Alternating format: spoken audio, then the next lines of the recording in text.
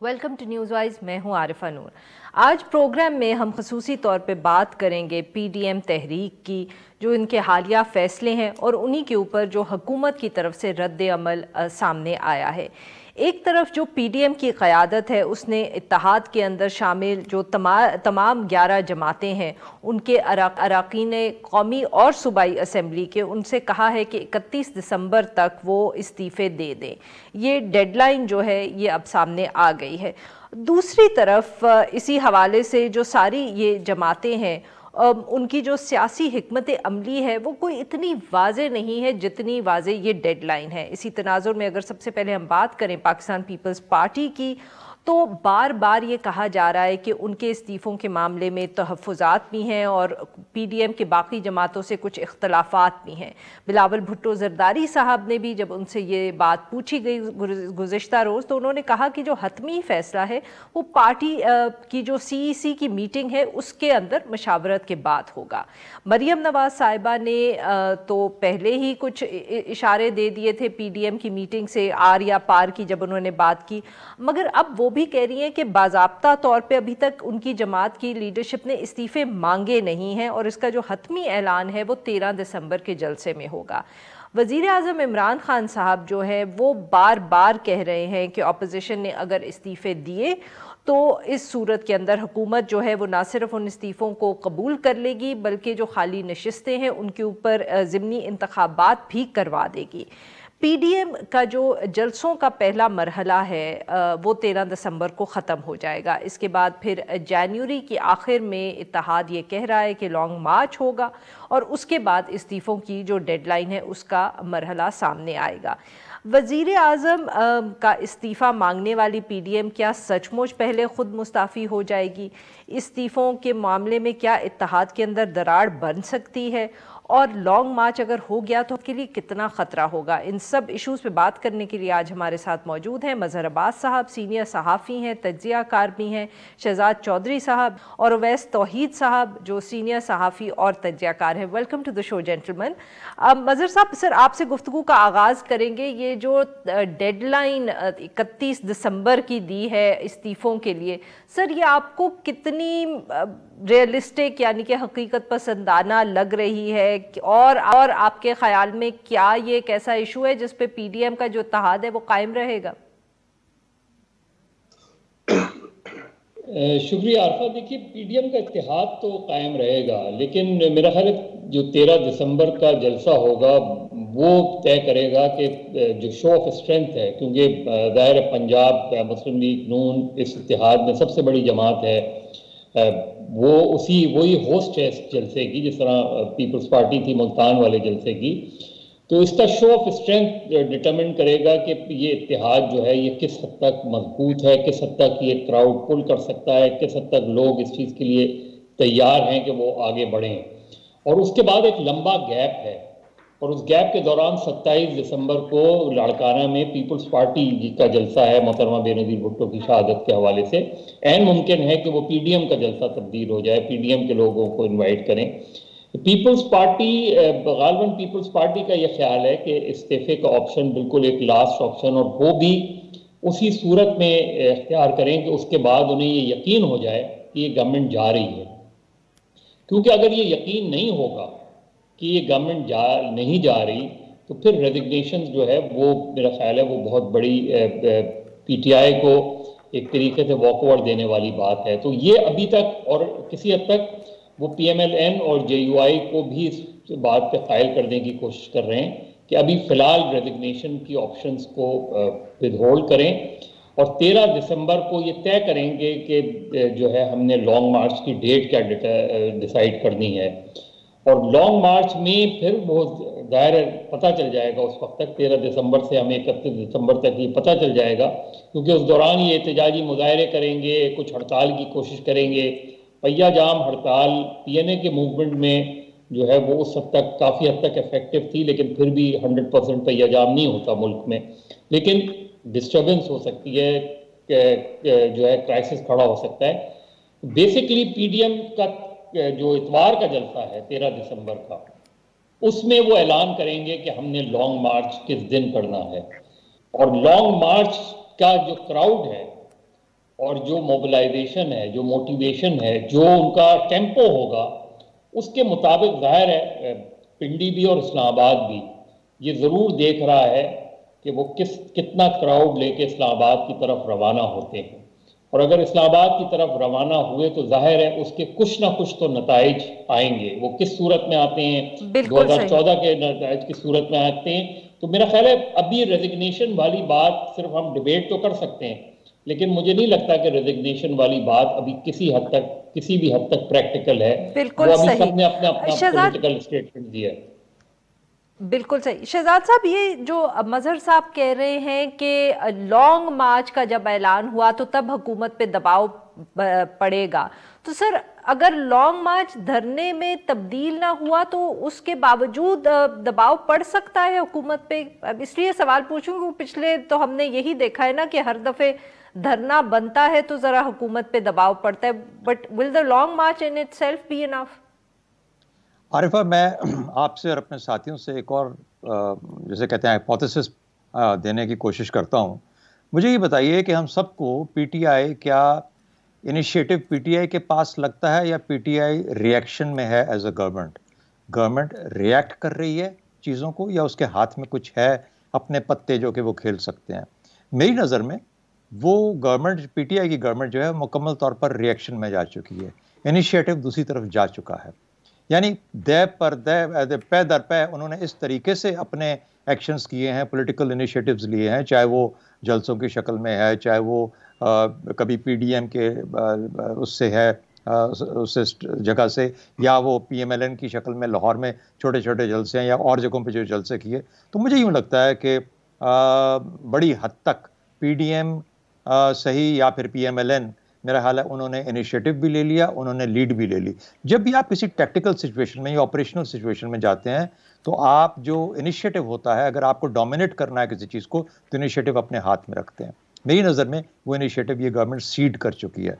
आपका सवाल ये था कि क्या ये जो मास जाएगा, जो लोगों का एक गौल जाएगा, या कहा जाता है कि लॉन्ग मार्च, जिस तरीके से शायद जितना बड़ा लॉन्ग मार्च हो, तो इस लॉन्ग मार्च को रोकने के लिए अब तक हुकूमत ने क्या किया, या हुकूमत को जिसने भी कुछ सपोर्ट करना था या इस मुल्क में मुस्तहकम या इस्तेकाम लेके आना था, उन्होंने क्या किया? अभी तक तो मुझे कोई ऐसी चीज़ नज़र नहीं आती है। There is no interference, there is no interdiction, there is no interception. इसका मतलब यह है कि कोई रोक नहीं रहा कहीं पे भी किसी भी चीज़ को। तो ये जब अगर ये बिल्डअप हो जाता है मोमेंटम, तो क्या फिर ये जो गवर्नमेंट है या ये जो फैसला करने वाली कुव्वतें हैं या ये जो मिल के क्या ये करेंगे कि अब गवर्नमेंट, अब जो मुल्क है ये अनगवर्नेबल हो चुका है? अब अगर अनगवर्नेबल हो चुका है तो किस हद तक अनगवर्नेबल हो चुका है? क्या अब बातचीत का अमल है? तो कहने का मतलब ये हुआ, चाहे वो बातचीत हो, चाहे नए इलेक्शन हो, चाहे इमरान खान साहब नैब के ऊपर गिवन करें या कुछ और मामले पे गिवन करें, यानी अब जो हाथ में जिसके जो मोमेंटम है, मोमेंटम एक मेरी नज़र में उस तरफ है जहाँ पर पीडीएम बैठी है और पीडीएम के बहुत कलीदी लोग बैठे हैं। बाकी ये मेरी नज़र में ये छोटी छोटी बहसें हैं कि पीपीपी क्या करेगी, उनकी अपनी टैक्टिक्स होंगी और ज़रूर हैं। क्या कि अगर वो नेशनल असेंबली से वो रिजाइन कर दें लेकिन प्रोविंशियल असेंबली से ना करें, इसका मतलब है सेनेट अपने तौर पे मौजूद है लेकिन नेशनल सेनेट जो अपने तौर पे मौजूद रहेगी। जी उवैस तौहीद साहब, सर आप इस सूरत हाल को सर कैसे देख रहे हैं? आपके ख्याल में भी सारा जो दबाव है इस वक्त वो हुकूमत के ऊपर है और वो बिल्कुल कोई इनिशिएटिव नहीं ले रही इस हवाले से? आरफा, देखिए कि ये बात समझने की है कि क्या हदफ जो है वो हुकूमत है अपोजिशन का, खासतौर पे नून लीग और पाकिस्तान पीपल्स पार्टी और मौलाना फजल रहमान साहब की जेयूआई का, या उनके गिले शिकवे जायज नाजायज ये एक अलहदा बहस है, वो इस्टेब्लिशमेंट से है। और वो जाहिर बात है कि इस्टेब्लिशमेंट से ही मुखातिब है और गिले शिकवे इस्टेब्लिशमेंट से ही कर रहे हैं, और वो चाहते हैं कि इस्टेब्लिशमेंट और इस वक्त की हुकूमत वक्त जो है उसके दरमियान एक दीवार खड़ी हो, एक मिसअंडरस्टैंडिंग हो, या एक जो उनके बकौल जो एक सपोर्ट सिस्टम इस्टेब्लिशमेंट ने प्रोवाइड किया हुआ है बकौल उनके हुकूमत वक्त को या तहरीक इंसाफ की हुकूमत को या इमरान खान साहब की हुकूमत को, वो हटना चाहिए। तो ये है हदफ इस वक्त नून लीग, शरीफ खानदान, जरदारियन कंपनी का और दूसरी अपोजिशन जमातों का। और फिर उसके बाद जो वो कंधे पे बंदूक चला रहे हैं उस पे टारगेट जो है वो जाहिर बात है कि एस्टेब्लिशमेंट है या पिंडी की तरह मुखातिब है। दूसरी बात हमें समझनी चाहिए कि 13 दिसंबर को जो जलसा है मीनार पाकिस्तान में, वो नून लीग के लिए भी इम्तहान है, मरियम नवाज साहिबा के लिए भी इम्तहान है, और वो घर घर मोहल्ला मोहल्ला और पड़ोस मोहल्ले हर जगह पे जो लाहौर में जा रही हैं, तो उनको अपनी लीडरशिप भी बनवाने का है। और नून लीग शरीफ खानदान के लिए है कि मीनार पाकिस्तान में जो उनके सियासी हरीफ इमरान खान साहब ने आज से कई साल पहले जो एक तारीखी जलसा किया था, उससे बड़ा जलसा हो। जो मेरी इत्तलात है, पीडीएम के जलसे के अंदर ये बात हुई है कि आप इस्तीफे की ऑप्शन सबसे आखिरी रखें, और दूसरी बात ये कि पंजाब की तरफ से आपको टास्क नून लीग को ये दिया गया है कि आप ज्यादा से ज्यादा खलकत इकट्ठी करें, ज्यादा से ज्यादा आवाम इकट्ठी करें, और छोटे सूबों का यानी कि एएनपी है उसकी पश्तून कौम परस्त जमात या बलोच कौम परस्त जमात की रहनुमाई जो है वो बीएनपी या सरदार अख्तर मेंगल साहब कर रहे हैं, या पाकिस्तान पीपल्स पार्टी जो विफाक की पार्टी तो है लेकिन इख्तिदार उनका सिंध हुकूमत में है और सिंध हुकूमत के पावर को वो रिप्रेजेंट कर रही है। उनका मानना है कि माजी में जितनी तहरीकें हमने छोटे सूबों से चलाई हैं उसका इम्पैक्ट दूसरा है। पंजाब से अगर आप खलकत इकट्ठी करेंगे और 75 हजार लोग जीटी रोड से आप इस्लामाबाद पिंडी की तरफ लेके जाएंगे तो उसका इम्पैक्ट बहुत ज्यादा होगा। मैं ये समझ रहा हूँ बिल्कुल कि इस्टेब्लिशमेंट के लिए एक परेशान कुन बात है और ये एक वरिष्ठम एस्पेक्ट है, और इसी वजह से अपोजिशन जो है वो लाहौर और पंजाब पे एम्फेसिस इसी वजह से कर रही है कि ये कहीं ना कहीं बिल्कुल ठीक। सर नाजरीन, यहाँ पे लेंगे एक ब्रेक को, जब हम ब्रेक से वापस आएंगे तो हम अपने 3 मेहमानों के साथ गुफ्तगू जारी रखेंगे। Stay with us.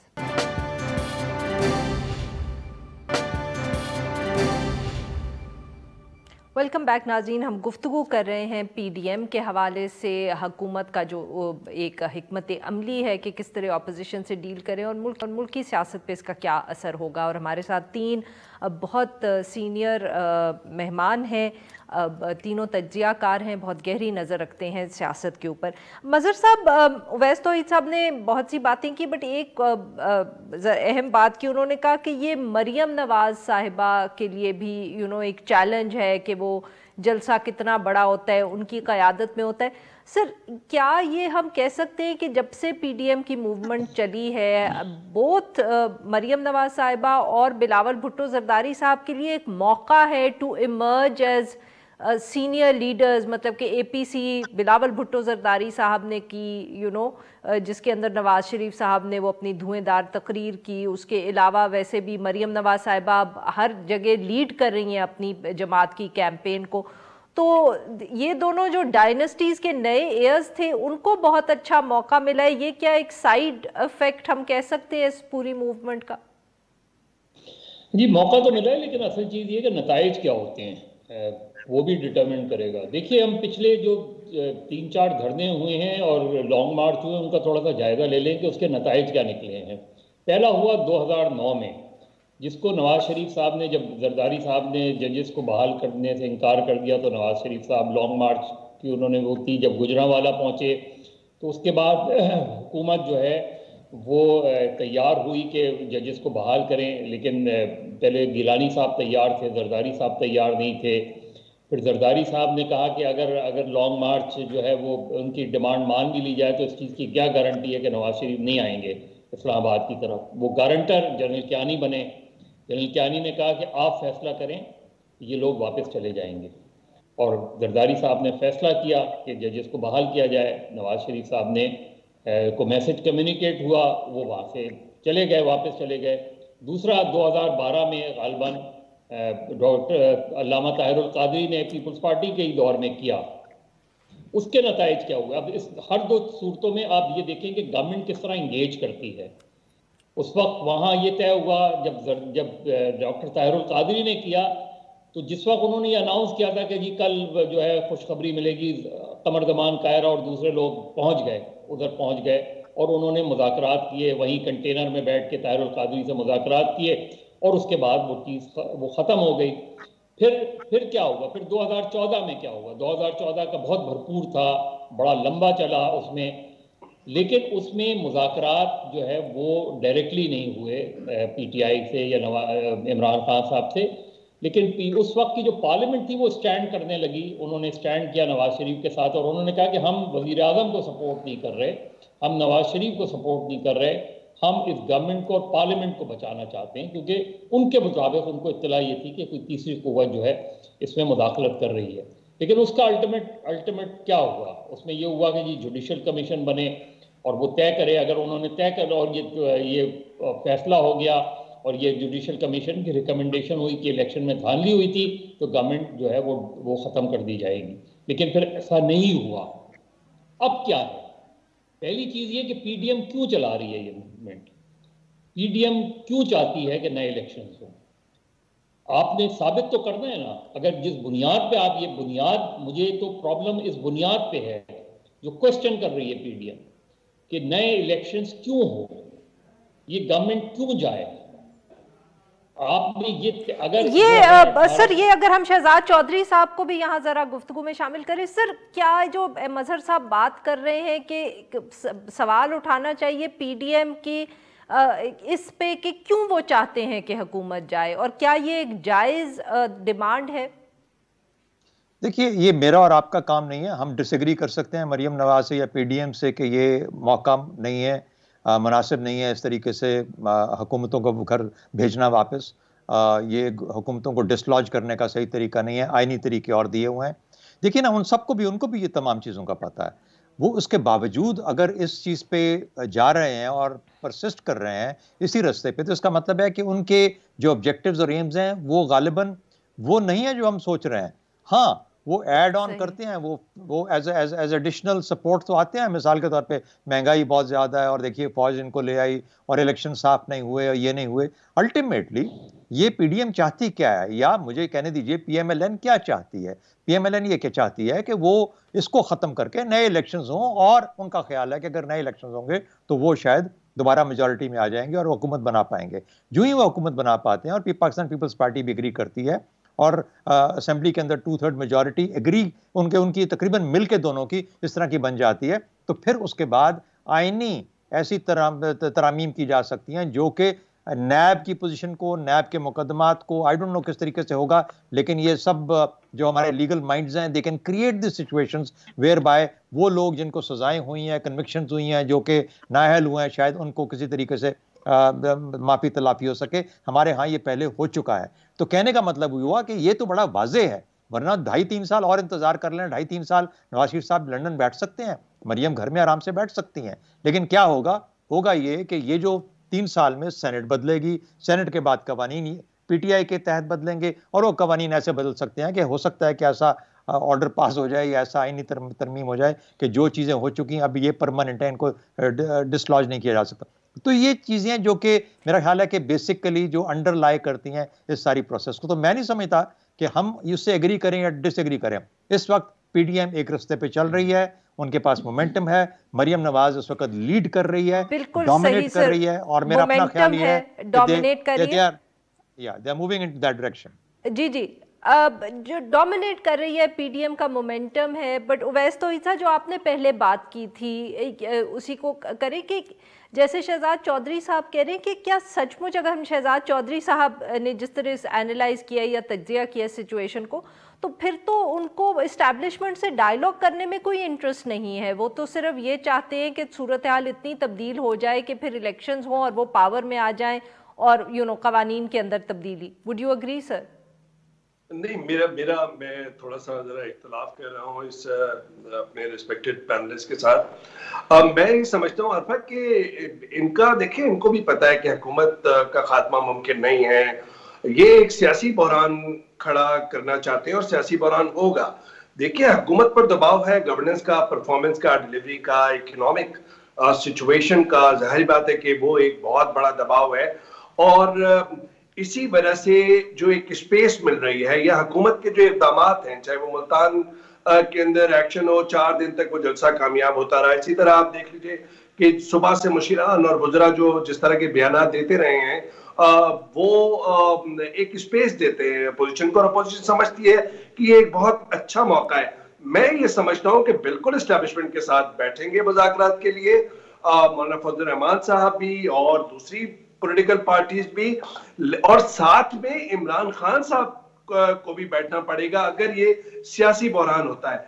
देखिए, हमें ये बात देखनी है कि क्या अपोजिशन इमरान खान साहब की 5 साल की हुकूमत को चलाने नहीं दे रही, या फिर इमरान खान साहब की हुकूमत अपोजिशन को नहीं चलने दे रही 5 साल। क्योंकि हमने फ्लोर पे देखा था कि शहबाज शरीफ या बिलावल भुट्टो या जरदारी साहब ने ये कहा था कि एक कदम बढ़ाओ, हम तुम्हारे साथ हैं।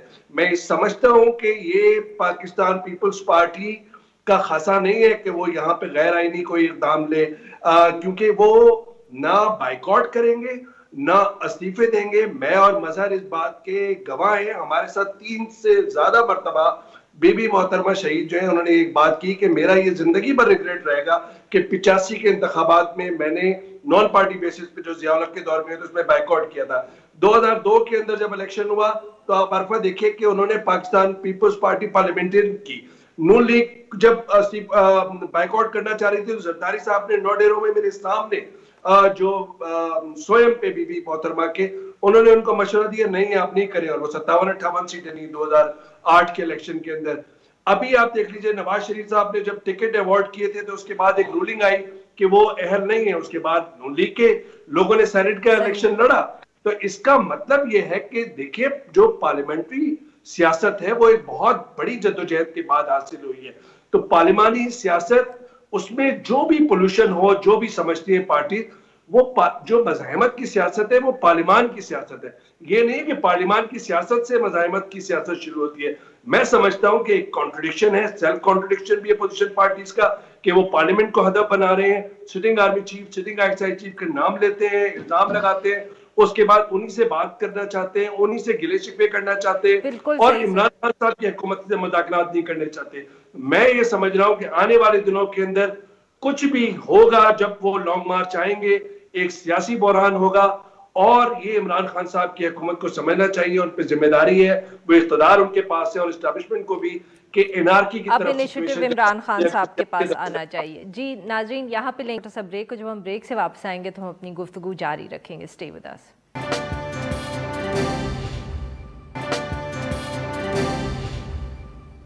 वेलकम बैक नाज़रीन, हम गुफ्तगू करें मजहर अब्बास साहब से, शहजाद चौधरी साहब से और अवैस तौहीद साहब से। जी शहजाद साहब, आप कुछ कहना चाह रहे थे अवैस तौहीद साहब की बात पे? हाँ नहीं, मैं ये कहना चाह रहा था कि मेरा तो ख्याल है कि अवैस और मैं एक ही बात कर रहे हैं। मुझे नहीं लगा कि अवैस का जो वो बात कह रहे हैं, जिसको वो इख्तलाफ समझ रहे हैं मेरे साथ बात के साथ, उसमें कोई इख्तलाफ की गुंजाइश या कोई इख्तलाफ है उसके अंदर। बुनियादी तौर पर वो ये कह रहे हैं कि ये जो हुकूमत है, इसको पीडीएम ये चाह रही है, ऑपोजिशन चाह रही है कि इस हुकूमत को हटाया जाए। वो उससे एग्री करते हैं या नहीं करते, जैसा मैंने कहा, दैट डजंट रियली मैटर।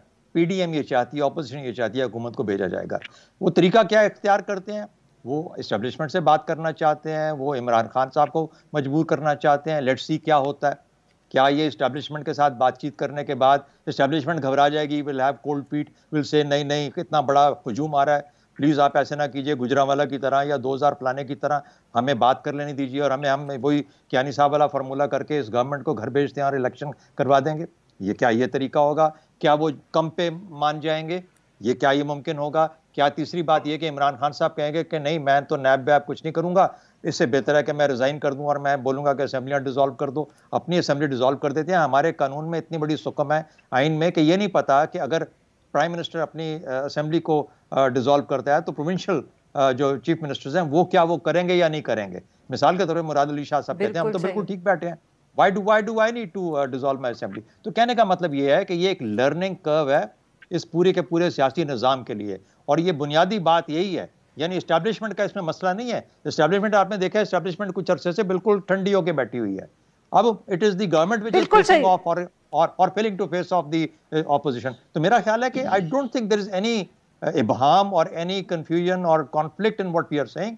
हम सब के सब एक ही बात कर रहे हैं, एग्री कर रहे हैं, लेकिन वो रास्ता कभी उस रास्ते से एग्री करें या ना करें, लेकिन मेरा अपना सोच का अंदाजा है कि वो जो रास्ता इख्तियार किया है वो गालिबन ये है और यही होगा। अनगवर्नेबल बना देंगे, मुश्किलात खड़ी कर देंगे और फोर्स करेंगे कि या एस्टैब्लिशमेंट बीच में आए या इमरान खान खुद छोड़ दे। बिल्कुल सही। अब मजहर साहब, आपने भी पहले माजी के धरनों की बात की, तो सर वेरी क्विकली, माजी के धरनों में इस्टेब्लिशमेंट और उस वक्त की हुकूमत में तनाव था, इस दफे उतना नहीं नजर आ रहा। Will this and can this make a difference? इससे फर्क पड़ेगा?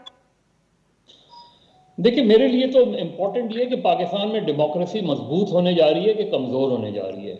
मुझे इस पूरे प्रोसेस में डेमोक्रेसी कमज़ोर होती नज़र आ रही है, क्योंकि इसका अल्टीमेट फ़र्ज़ करें, किसी भी एक उसको सिनेरियो को ले लें कि इमरान खान की हुकूमत ख़त्म हो जाती है, तो इमरान खान क्या घर चले जाएंगे, या अगले चंद माह बाद हम दोबारा एक धरना देखेंगे, दोबारा एक पॉलिटिकल अनरेस्ट देखेंगे, दोबारा एक गैर सियासी यकीनी सूरत हाल देखेंगे। ये मेरे लिए कंसर्न है। इसलिए मुझे जो पीडीएम का इस वक्त जो 2.5 साल बाद अचानक हुकूमत के खात्मे की जो तहरीक है, उसमें मुझे इसलिए मेरे लिए प्रॉब्लमेटिक नज़र आ रही है कि इससे मुझे डेमोक्रेसी मजबूत होती नज़र नहीं आ रही। क्योंकि आप अगर फ़र्ज़ करें, आप कहते हैं कि हम इस्टेब्लिशमेंट से गुफ्तगू करेंगे, आपके 10 पॉइंट्स के अंदर सिविलियन बालादस्ती की बात हो रही है, आप हुकूमत से बात करने को तैयार नहीं है जब तक इमरान खान रिज़ाइन नहीं करें, तो आप कौन सी डेमोक्रेसी, किस डेमोक्रेसी को मजबूत करने जा रहे हैं? आप इस तरीके के, जिस तरीके को आपने 2014 में ये कहकर रिजेक्ट किया था कि हम पार्लियामेंट के साथ खड़े हैं, आज अपोजिशन बिल्कुल उसका रिवर्स करने जा रही है। ये इमरान खान, पीटीआई की गवर्नमेंट की जो मिसमैनेजमेंट है, बैड गवर्नेंस है, खराब स्ट्रैटेजीज हैं, वो सब अपनी जगह हैं। लेकिन हमने 2008 से 2013 तक एक गवर्नमेंट देखी जो बैड गवर्नेंस हम उससे कह सकते हैं, लेकिन उसने अपना टेन्योर पूरा किया। उसके बाद हमने एक और गवर्नमेंट देखी, उस पर भी बड़े क्रिटिसिज्म हुए, लेकिन उसने अपना टेन्योर पूरा किया। यहाँ हम 2018 के इलेक्शंस में ये कह तो रहे हैं कि धांधली हुई है, लेकिन हम जुडिशियल कमीशन को डिमांड का हिस्सा नहीं बना रहे। हम ये नहीं कह रहे कि कमीशन पहले तय करे कि 2018 के इलेक्शन में धांधली हुई है या नहीं हुई।